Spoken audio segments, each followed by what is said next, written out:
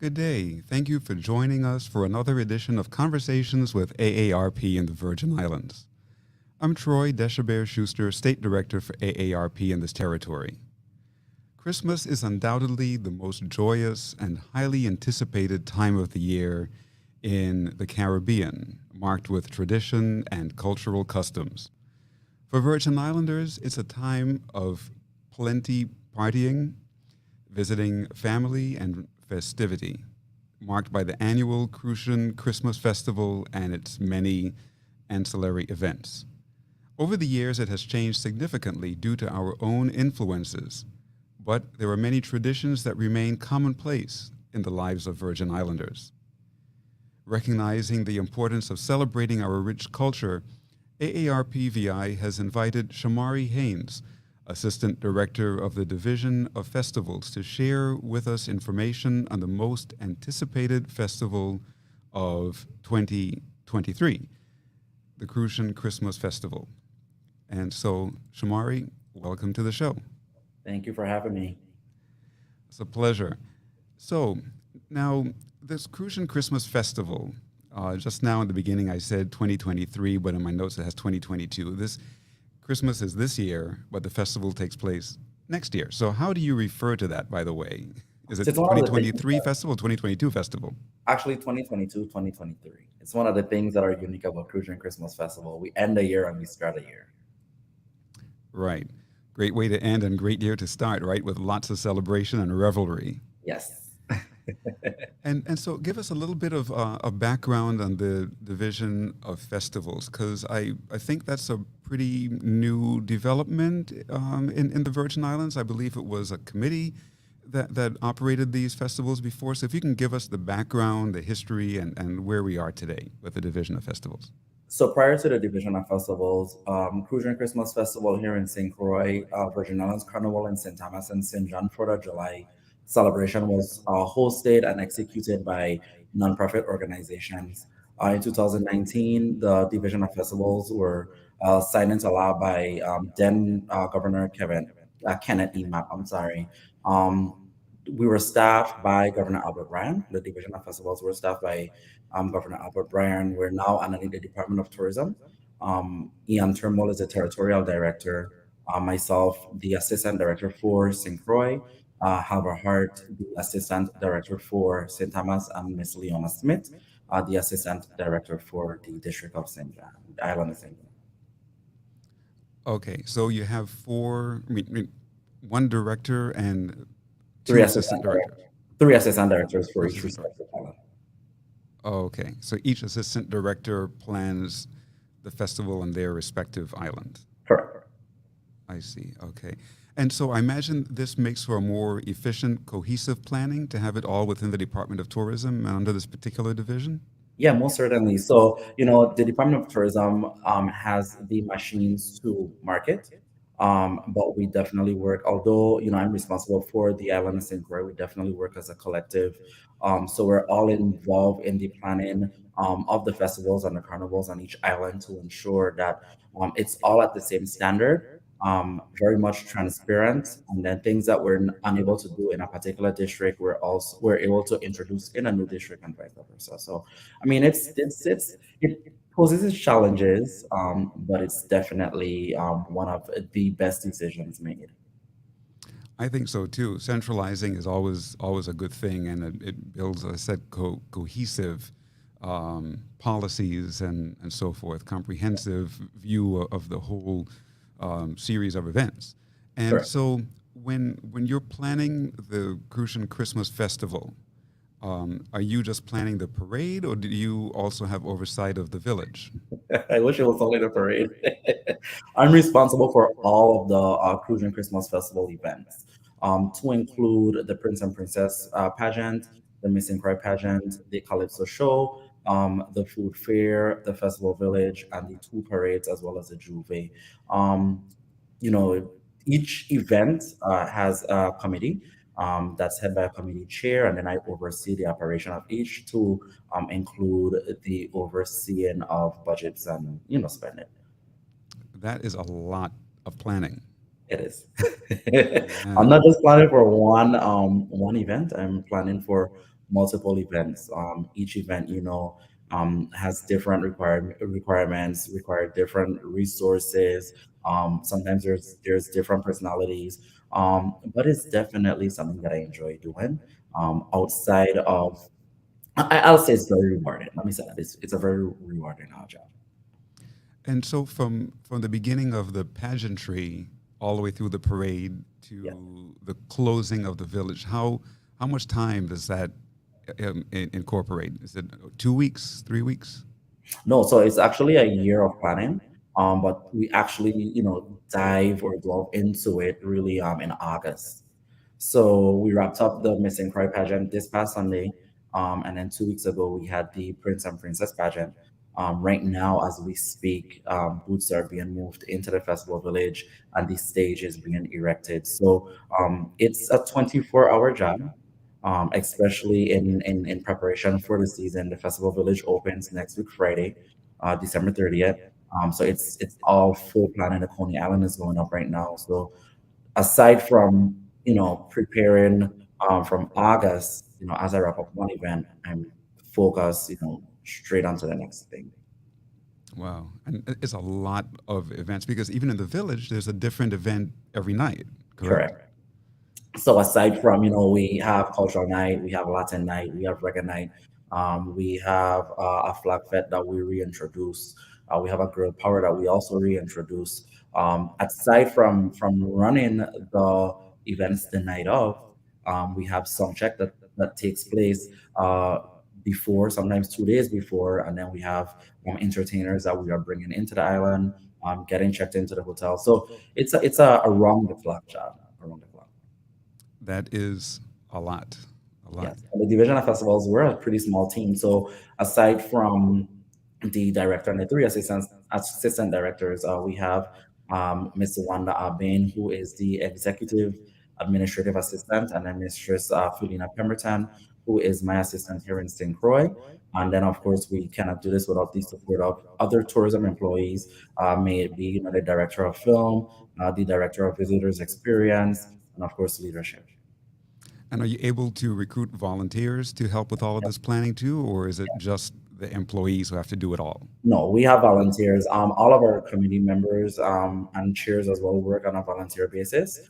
I am right now seeking volunteers to be parade marshals for the children and the adults parade. But for the most part, we do the entire planning and organizing, and then the operation and execution is done through the department, through the committee chairs. And I remember for many years you had a very successful troupe, Yeah. Christmas festival troupe. Are you still able to have that troupe and Yes. juggle all of this work?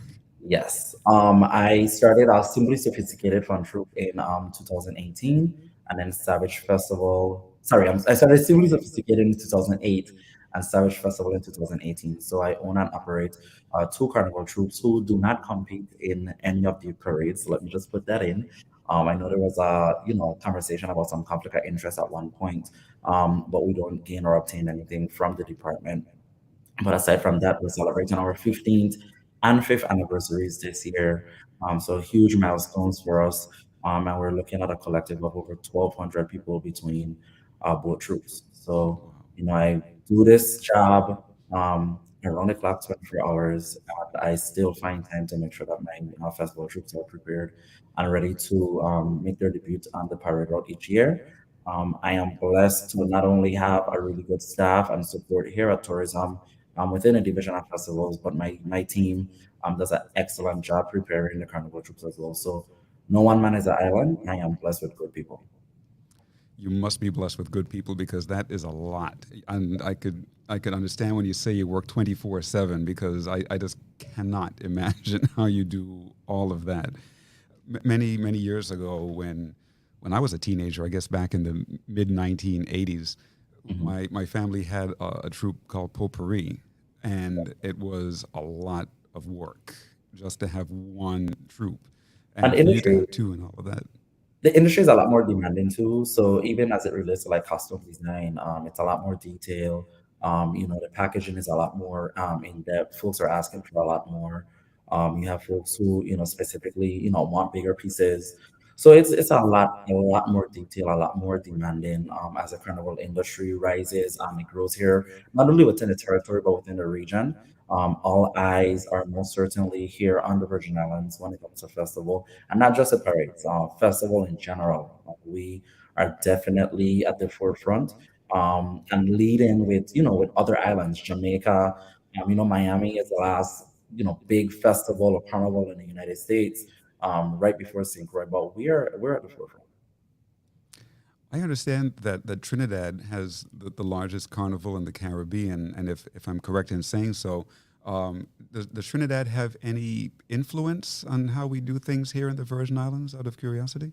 Yes, definitely. So Trinidad is the biggest carnival in the Caribbean, Brazil being the biggest in the world. Trinidad would I personally consider Trinidad to be the mother of all things in the industry here in the Caribbean. So Trinidad, they were the first to introduce like portable bathrooms on the road, DJs on the road. Here in the Virgin Islands, we're used to, I call it band culture. So, we want Vio, we want Extension, we want Jamban, we want Spectrum. So, that's one thing that makes the carnival and the festival here in the territory different. But Trinidad definitely lends some influence, even as it relates to the design and the execution in general. They definitely lend some major support, I should say. They have the blueprint, and then we more or less follow.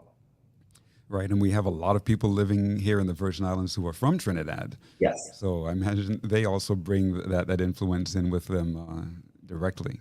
correct. Interesting. Now, during the COVID-19 pandemic, how did the Division of Festivals pivot its offerings to residents and visitors? And now that we are past the pandemic phase and in the endemic phase, how is your agency working to stay top of mind as the ultimate carnival destination in the Caribbean? So, pandemic and post pandemic, if you can tell us about that.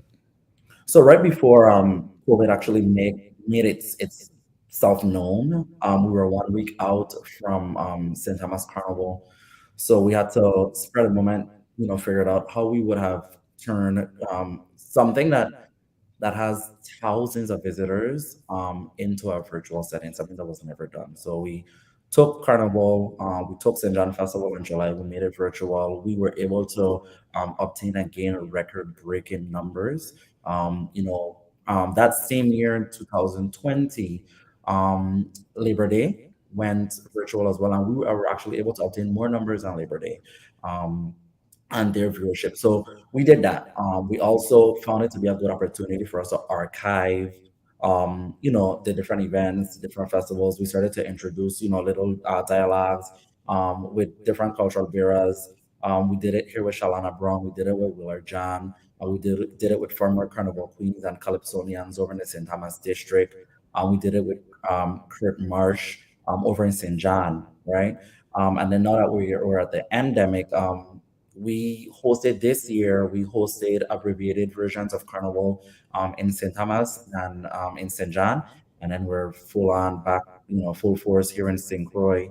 Still archiving, still making sure that we,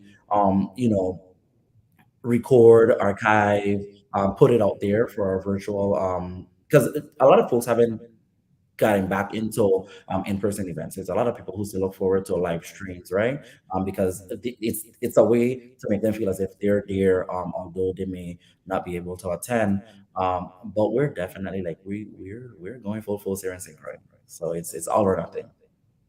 Yeah, I know there's a lot of excitement around the Christmas festival this year, so I'm sure the celebrations will be grand. Yes. Do you do you anticipate the need for cruise ships to serve as floating hotels this year, or do we have enough hotel rooms online? Well, the challenge that we're facing right now with hotel rooms is the fact that President Biden is supposed to be here. So we're right between hotels and Airbnbs. I don't think there presently is a need for a floating cruise ship, but I'm hoping that festival gets to that point where there's absolutely no place to rent, and then that would be an option to definitely discuss. But yeah, I'm glad that you mentioned cruise ships because we the cruise ship season schedule has more or less tripled. We actually have a cruise ship on the same day of the Children's Parade. So I'm excited about that. It's a good opportunity for folks to actually get a little taste, of the festivities. The festival village booths are going to be open as well, so they'll be able to get a quick experience, see the carnival troops, the different groups, and then definitely taste our cuisine and hear our music. So good opportunity, perfect timing. For several years, I lived and studied in Washington, D.C., and whenever the president moved about the city by automobile, the It whole is city had to come to a standstill. yes, With these incredibly long motorcades to transport the president safely. I mean, like the entire city would end up coming to a standstill. yes. So here we live in a small island. The president is coming. We're going to have a lot of people on the island and all these festival activities. Have you all coordinated, as your division coordinated with the Secret Service to make sure that all of this goes smoothly with transportation? So we haven't coordinated with the Secret Service in particular. We've been in conversations with VITEMA as well as the Virgin Islands Police Department, and then myself with some members from the Virgin Islands National Guard.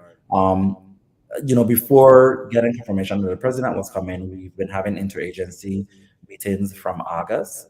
So, when the news came that the president was coming, things were already more or less in place.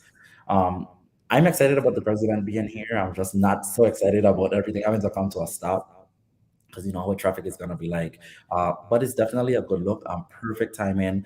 And I want to remind folks that he's here on vacation. So people thinking that he's gonna be, everywhere. Someone made mention he's gonna come to the village, and I'm like, please don't, because the village is gonna come to us. So I don't really think people, fully understands what that means, but it's definitely a good thing. And we've been communicating for quite some time, so everybody knows what role they play and where they should be. And in the event that he decided he's just gonna come down into Frederickstead, to maybe enjoy the inaugural events, or just a night in the festival village, then we're prepared. Wow, that'd be great. It'd be wonderful if he's able to come out to at least one or two events of some sort, so that Yes, people can have some interaction with him. But I know it'll be a real security challenge. yes, But he will have all that he needs to protect him. So correct. no worries there.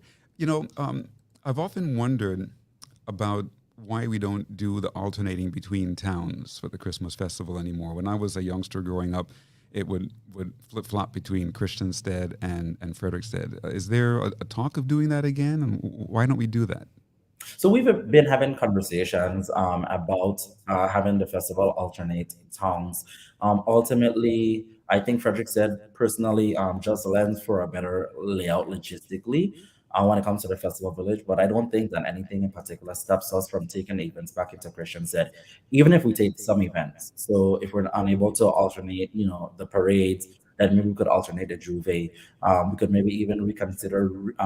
We could consider reintroducing the Christian Set Village. A few years ago, there was a mini village that kicked off the festival events at the Sean Hendricks Market in Christian Set. At one point, it was over at Kanigata Ballpark. So we could definitely, we're having conversations about, revisiting those events and making festival a bit more inclusive of both towns.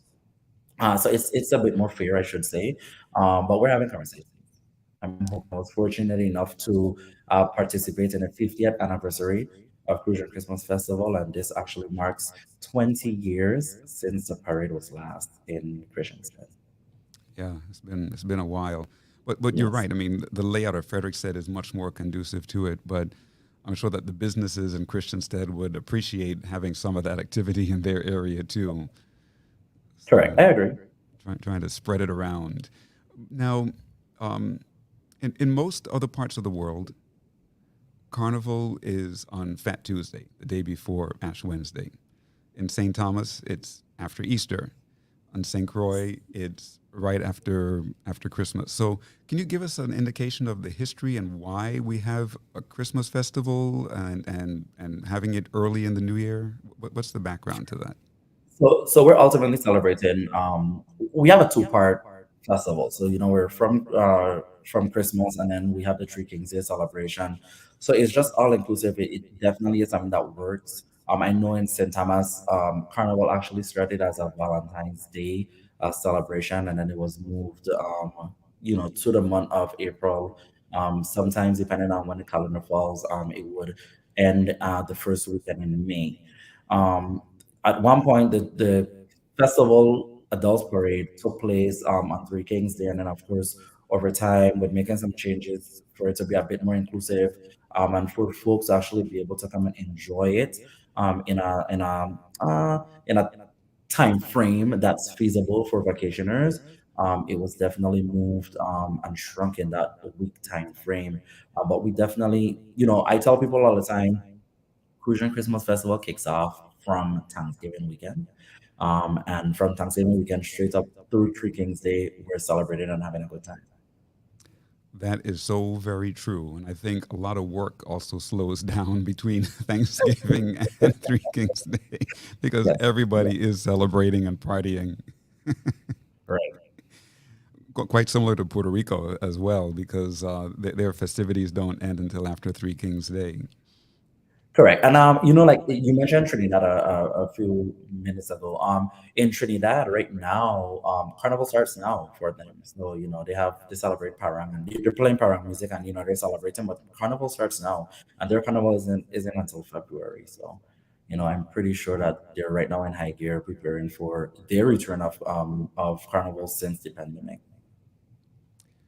And now that we've been apart for a while regarding this Christmas festival and coming back together, are there any special events or special features planned this year? Anything new that people can look toward?